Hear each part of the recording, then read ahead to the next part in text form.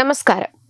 വെനസ്വേലയിൽ നിന്ന് തന്റെ രാജ്യത്തിന് എണ്ണ ആവശ്യമില്ലെന്ന് നിയുക്ത അമേരിക്കൻ പ്രസിഡന്റ് ഡൊണാൾഡ് ട്രംപ് പ്രസ്താവനയിലൂടെ അറിയിച്ചിട്ടുണ്ടായിരുന്നു. എന്നാൽ ഇതിപ്പോൾ ചർച്ചയായിക്കൊണ്ടിരിക്കുകയുമാണ്. ഈ ഒരു സാഹചര്യത്തിൽ വെനസ്വേലയിൽ നിന്നുള്ള ക്രൂഡ് ഓയിൽ ഇറക്കുമതി ഇന്ത്യ പുനരാരംഭിച്ചിരിക്കുകയാണെന്ന വാർത്തയും പുറത്തു വരുന്നുണ്ട്.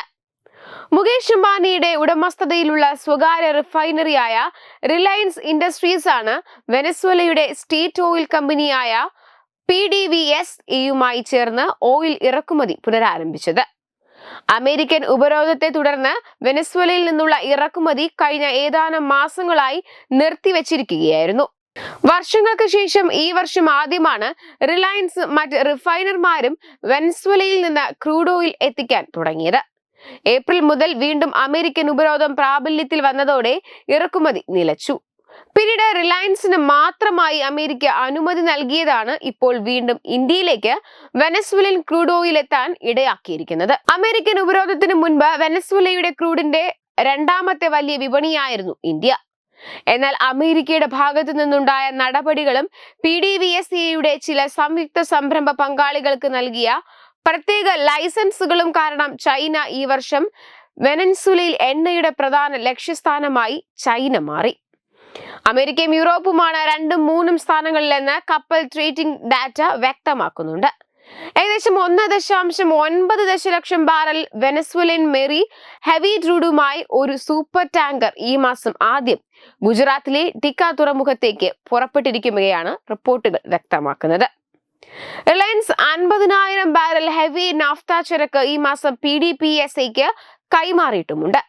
അതേസമയം ഇറക്കുമതി വീണ്ടും ആരംഭിച്ചതിനെ കുറിച്ച് ഔദ്യോഗികമായി പ്രതികരിക്കാൻ റിലയൻസും PDVSAയും തയ്യാറായില്ല. എന്നാൽ ട്രംപിന്റെ പ്രസ്താവനയും ഈ അവസരത്തിൽ ശ്രദ്ധേയമാണ്.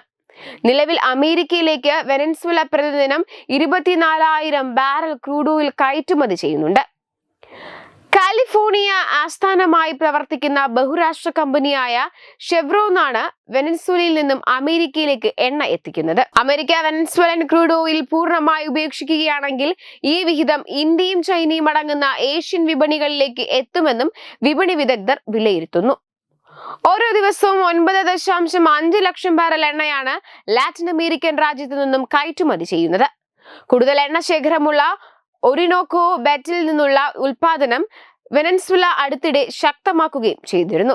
നിലവിൽ അന്താരാഷ്ട്ര വിപണിയിൽ ലഭ്യമായതിൽ ഏറ്റവും കുറഞ്ഞ വില എന്നാണ് വെനസ്വേലൻ ക്രൂഡ് ഓയിലിന്റെ പ്രത്യേകത.